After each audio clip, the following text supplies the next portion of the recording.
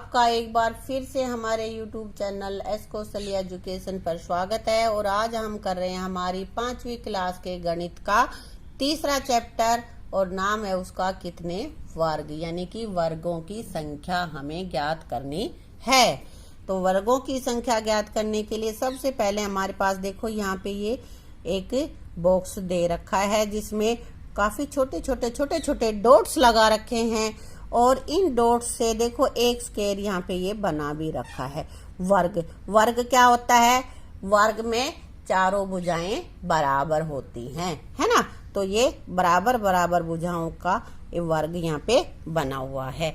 तो इसमें आगे दे रखिए, कह रहा है कि बिंदुओं से बनाए गए वर्ग की एक भुजा को मापो। इसकी एक भुजा को मापो कितना है? फुटे से माप लेंगे हम। ऐसे 12 वर्गों की मदद से अलग अलग तरह की जितनी भी आयतें बन सकती हैं बनाओ। तो इसमें ये काम बेटा तुम्हारा अपना है। 1 ये 2 3 4 5 6 7 8 9 10 11 12 यहाँ तक के ले लेंगे हम, ठीक है। यहाँ तक के वर्ग हो जाएंगे 12। और इन 12 के कह रहा है कि 12 वर्गों की मदद से आयत बनानी है। एक आयत यहाँ बन जाएगी, ये ऊपर तक की पूरी, है ना।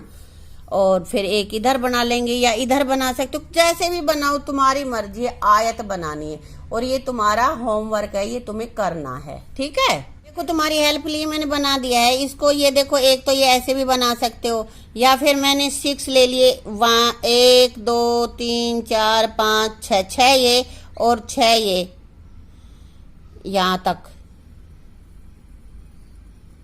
एक ये बन गया, है ना। एक तो ये बन गया, ये मैंने बना के दिखा दिया तुम्हारे लिए। और एक इधर बना दिया हमने। 12 का बता रहे हैं ना, तो 6 वर्ग 1 2 3 4 5 6 7 8 9 10 11 12 ऐसे ही 6 से यहाँ भी बना सकते हो। या यहाँ पे कितने हैं ये? 1 2 3 4 5 6 7 6 7 8 9 10 11। इससे तो नहीं बनेगा तो इसको तो छोड़ना पड़ेगा हमें। यहाँ से ले लेंगे 4 के 3 से बना लेंगे। 3 इधर ले लें, 4 इधर ले लें, जैसे भी आप बनाने चाहो। यानी कि कहने का ये मतलब है कि टोटल हमारी 12 वर्ग उसमें होने चाहिए। देख यहाँ पे बना के दिखा रखा है, ठीक है। और ये बेटा फिर बनाने के बाद तुम्हें लिखना है कि तुम्हारी कितनी आयतें बन पाई। अभी मैंने 2 ही बनाई हैं और बहुत सारी बन जाएंगी। यहाँ पे कितनी 4 बनती हैं, 5 बनती है, 3 बनती है, जितनी भी और बनती हैं वो सारी काउंट करके यहाँ लिख देनी है, ठीक है। और फिर ये देखना है कि किस आयत का परिमाप सबसे लंबा है। अब परिमाप क्या होता है? सबसे पहले तो यही जानो कि परिमाप होता क्या है। परिमाप बेटा जैसे कि ये हमारा एक आयत हो गई ना हमारी, तो आयत का ये जितना भी क्षेत्र है ये वाला, ये इसका परिमाप होता है। यानी कि घेरा, ये लंबाई, फिर उसमें ये लंबाई जोड़ेंगे, फिर ये लंबाई और फिर ये लंबाई, कि इसके चारों तरफ की बाउंड्री की जितनी जो लंबाई होती है ना, वो ही हमारा परिमाप होता है, ठीक है। और फिर ये देखना है किस आयत का परिमाप सबसे छोटा है। जब आयत बनाओगे तो उसमें तुम्हें देखना है किसका सबसे छोटा है और किसका सबसे ज्यादा है। अब यहाँ पे है डाक टिकट मापो। अलग अलग तरह की डाक टिकटें यहाँ पे लगा रखी हैं, देखो, ठीक है ना। तो इसमें ये ए टिकट है, ये बी है, सी है, डी है, ई है, एफ है, यहाँ तक की। तो डाक टिकट ए 1 सेंटीमीटर भुजा वाले कितने वर्गों को ढकता है? ए ये है ना। अब इनमें गिनो कितने हैं? 1 2 3 4 5 6। इधर 6 हैं और इधर 6 ये 6 दूनी 12 और 6 तिया 18। तो कितने वर्गों को ढकता है ये? 18 वर्गों को। और डाक टिकट बी कितने वर्गों को ढकेगा? 1 2 3 4 5 6 7 8, ये 8 को। तो अब आप मुझे ये बताओ कि किस डाक टिकट का क्षेत्रफल ज्यादा है? किसका ज्यादा होगा भाई? इसने तो 8 ढके और इसने कितने ढके? 18। तो कौन सा ज्यादा हुआ बताओ? एक ही ज्यादा हुआ ना बेटा, इसी ने सबसे ज्यादा ढके हैं। तो यहाँ हमारे पास आ जाएगा ए ने सबसे ज्यादा इसने ढका है। यहाँ पे कह रहा है डाक टिकट डी 12 वर्गों को ढककर बन रहा है। हर वर्ग का किनारा 1 सेंटीमीटर है, तो डाक टिकट डी का क्षेत्रफल 12 सेंटीमीटर वर्ग सेंटीमीटर। एक तो क्षेत्रफल देखो, परिमाप तो होता है इसके बाहर की जितनी भी लंबाई चौड़ाई, ये पूरा घेरा जो होता है वो होता है, और क्षेत्रफल होता है इसके अंदर का जो स्पेस होता है वो वाला होता है। ठीक है, तो किसी भी जो भी आकृति है उसका क्षेत्रफल निकालने के लिए जितने भी इसमें जितने वर्ग बने हुए हैं उतने ही वर्ग सेंटीमीटर है, क्योंकि ये वर्ग 1 सेंटीमीटर भुजा से बना हुआ है कि इसकी भुजाओं की लंबाई 1 सेंटीमीटर ही है, तो इनका क्षेत्रफल भी 1 ही वर्ग सेंटीमीटर है।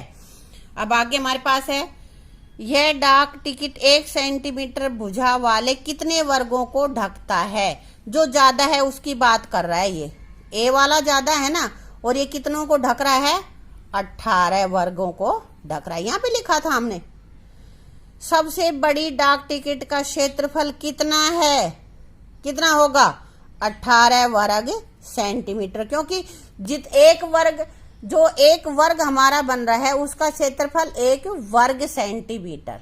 क्षेत्रफल हमेशा वर्ग में ही मापा जाता है, चाहे वो वर्ग सेंटीमीटर हो, वर्ग मीटर हो, कुछ भी हो सकता है। ठीक है, लेकिन रहेगा उसके साथ वर्ग। कौन से 2 डाक टिकटों का क्षेत्रफल एक जैसा है, तो इसमें देखना पड़ेगा बेटा हमें। ये डी का तो बता रहा है 12 है, इसका हमने देखा 18, इसका अभी हमने काउंट किया था कितना था, ये 8, और ये वहां 1 2 3 4 5 6, इसका 6 है। जितने वर्ग हैं उतना ही उसका क्षेत्रफल है। 1 2 3 4 5 6 7 8 9 10 11 12, ये भी 12 ही है। तो इन सब का मैंने क्षेत्रफल यहाँ पे लिख दिया। तो अब ये कह रहा है कि 2 टिकटों का क्षेत्रफल एक जैसा है। कौन कौन सी का है, एक तो इसका है एफ का और एक डी का। तो क्या लिखेंगे, एफ और डी का, एफ और डी का। हर एक डाक टिकट का क्षेत्रफल कितना है, वो सबका अलग अलग है, यहां हमने लिख दिया है, तुम अपना अलग अलग लिख लेना बेटा। ठीक है, सबसे छोटे डाक टिकट का क्षेत्रफल सबसे कम किसका है, देखो यहां पे देखो, ई का तो 4 ही है, तो सबसे कम किसका हुआ, 18 8 6 12 12 4, तो सबसे कम कौन सा है, 4, और 4 किसका है, इसका ई का। सबसे छोटे डाक टिकट का कितना क्षेत्रफल है, 4 वर्ग सेंटीमीटर। अब आगे कह रहे हैं सबसे छोटे डाक टिकट और सबसे बड़े डाक टिकट के क्षेत्रफल का अंतर। तो सबसे बड़े का कितना है, इसका ये है ना सबसे बड़ा, तो 18, और सबसे छोटे का 4, तो अंतर कितना हो गया हमारे पास, 14 वर्ग सेंटीमीटर। ठीक है, अब ये तुम्हारे घर के लिए बता रहा है ये कि पुराने डाक टिकट इकट्ठा करो और उन्हें वर्ग वाली ग्रिड पर रखकर क्षेत्रफल और परिमाप ज्ञात करो। ये वर्ग वाली ग्रिड ऐसे वर्ग से एक बराबर बराबर वर्ग बनाओ उसके खाने में, और उसके ऊपर डाक टिकट रखो और फिर देखो कि उनका क्षेत्रफल कितना है। ये तुम अपने घर पे कर लेना। ठीक है, अब बेटा आगे कह रहे हैं अंदाजा लगाओ। अंदाजा लगाना है किसका क्षेत्रफल ज्यादा है, तुम्हारे पैरों की छाप का या इस किताब के पन्नों का। ये पैरों के छाप है और ये किताब के पन्ने हैं, तो किसका क्षेत्रफल ज्यादा होगा बेटा, ये तो किताब के पन्नों का ही होगा, है ना। किसका क्षेत्रफल कम है, 5 रुपए के 2 नोट का या 100 रुपए के 1 नोट का। 5 के 2 नोट ये लगा रखे इसने, 100 का ये, तो तुम्हें कौन सा बड़ा दिख रहा है, देखो ये दिख रहा है ना, इसके अंदर का स्पेस ज्यादा है और इसीलिए ये हमारा इसका क्षेत्रफल भी बड़ा होगा। किसका है, 100 के नोट का, 100 रुपए के नोट का, और यहाँ पे किताब के पन्नों का। ठीक है, अब आगे है 10 रुपए के नोट को ध्यान से देखो। 10 रुपए का नोट देखा है तुमने, हाँ, तो क्या इसका क्षेत्रफल 100 वर्ग सेंटीमीटर से ज्यादा है। अभी पीछे हमने खाने बनाए थे 1-1 सेंटीमीटर के, तो 100 खाने तो इतनी बड़ी दूर में आए थे वो, और 10 का नोट, तो बताओ ये उसके जितना होगा क्या 100 खानों को पूरा पूरा ढक देगा क्या? नहीं ढक पाएगा। तो ये ज्यादा नहीं होगा, ये कम होगा, नहीं लिख देंगे हम यहाँ पे। क्या नीली आकृति का क्षेत्रफल पीली आकृति के क्षेत्रफल से ज्यादा है? और है तो क्यों है बताओ। ये नीचे दे रखी है, ये पीली दे रखी है और ये नीली दे रखी है। तो देखो इसमें किसका क्षेत्रफल ज्यादा है, किसका क्षेत्रफल ज्यादा बेटा बताओ। नहीं पता? ये एक ही समान है, क्योंकि इनमें देखो यहाँ भी ये एक त्रिभुज है, ये एक त्रिभुज है, ये एक त्रिभुज, ये बराबर ही त्रिभुज हैं ये, इसलिए इन दोनों का क्षेत्रफल बराबर ही होगा, इनका क्षेत्रफल बराबर है। लेकिन क्या पीली आकृति का परिमाप नीली आकृति के परिमाप से ज्यादा है? और है तो क्यों? अब देखो परिमाप क्या होता है, ये तो इनके अंदर का स्पेस था, ये तो त्रिभुज बराबर है इसलिए अंदर का तो सारा बराबर हो गया, क्षेत्रफल तो ये होता है। लेकिन परिमाप क्या होता है? ये बाहर की बाउंड्री, ये घेरा, इस घेरे को मापो और इसको मापो, दिख रहा है ना ये बड़ा है, क्योंकि यहाँ पे देखो कोने से निकले हुए हैं, तो ये बड़ा है, इसलिए परिमाप इसका बड़ा है, दिखने में हमें दिख रहा है कि ये बड़ा है। तो यहाँ लिखेंगे नीली आकृति के परिमाप से ज्यादा, यहाँ लिखेंगे नहीं। अपनी हथेली को अगले पृष्ठ पर चौकोर खानों में दिखाओ। ये देखो, हाँ इसमें क्या करना बेटा, देखो ये खाने बने हुए हैं ना, तो यहाँ पे तुम्हारी कह रहा है कि अपनी हथेली को अगले पृष्ठ पर ऐसे अपना इस पे रखोगे और अपने हाथ पे पूरा हाथ बना दोगे। मेरे तो बड़े हाथ है, इसमें नहीं आएंगे ना, आपके तो छोटे हाथ हैं, आ जाएंगे। इसमें अपने हाथ को चापो और फिर देखना है कि उसका कितने क्षेत्रफल है और कितना उसका परिमाप है। अपना भी देखो, अपने दोस्त का भी देखना है। तो यहाँ पे हथेली बनाओगे, फिर उसके खाने गिन लोगे, जितने खाने उसमें आए हैं उतना ही तुम्हारा वर्ग सेंटीमीटर तुम्हारे हाथ का क्षेत्रफल होगा। ठीक है, आगे है मेरे पैर का लंबा निशान। ये दोनों बातें कर रही हैं यहाँ पे, ये इसका निशान है, लेकिन मेरे पैर का चौड़ा निशान है, तो किसका पैर बड़ा है? अब बताओ इनको कैसे देखोगे, तो इसमें भी वही खानों से पता चल जाएगा तुम्हें। जिसका पैर बड़ा है तो बड़े खाने, ज्यादा खाने ढकेगा ना वो, तो ये इसके दोस्त का ही बड़ा मिलेगा मेरे हिसाब से, तो है ना। किसके पैर का निशान बड़ा है, तुम्हारा या तुम्हारे दोस्त का? तो ये तुम्हें लगाने हैं निशान। अब इसमें नहीं देखना, ये तुम्हें अपने फर्श पे ही खाने बना लो चाहे, और उस पे पैर रख कर फिर देखो। ठीक है, अपना भी देखो और अपने दोस्त का भी, ये माप के देखना है कि तुम इसका कैसे पता लगाओगे। जितने भी ज्यादा खाने बन गए, जितना भी वर्ग ज्यादा आया है जिसके में, अगर एक के पैर में 12 वर्ग सेंटीमीटर आए हैं और दूसरे में 14 वर्ग ढक दिए, तो 14 वाला का ही ज्यादा होगा। अब ये तुम्हारा है या तुम्हारे दोस्त का, ये देख लेना। ठीक है, किसी का दोस्त बड़ा होगा तो उसके दोस्त का पैर बड़ा मिलेगा, और किसी का दोस्त छोटा है तो उसके दोस्त का पैर छोटा मिलेगा।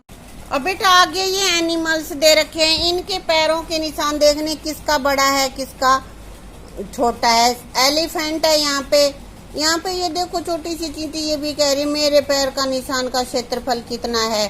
तो ये सभी के हमें वर्ग के अंदर रख के ना तब देखना है हमें कितने वर्ग हैं। ये गैंडे का बच्चा है, इसका पैर की छाप, इसका हाथी की इतनी है, चींटी की ये छोटी सी है, और ये चिड़िया है इसकी इतनी है ना।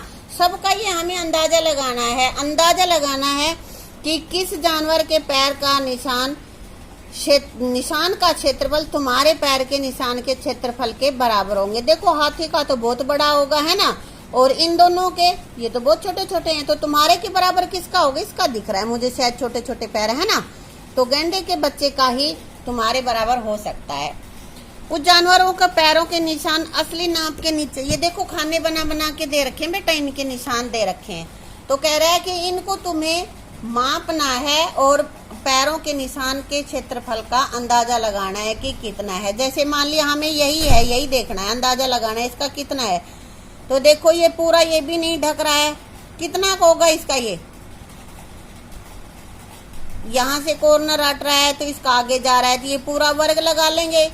इधर वाला ये भी थोड़ा सा ढका हुआ है, तो मुश्किल से इसके तो 2 ही वर्ग सेंटीमीटर होगा मुर्गे का। यहाँ पे देखो इसके में कितने, कुत्ते के में कितने ढक रहे हैं, 1 2 3 4, और बेटा ये 5 में थोड़ा कम है, ये भी कम है, यहाँ इधर से ये खाली रह गया, तो कितने हो गए 6।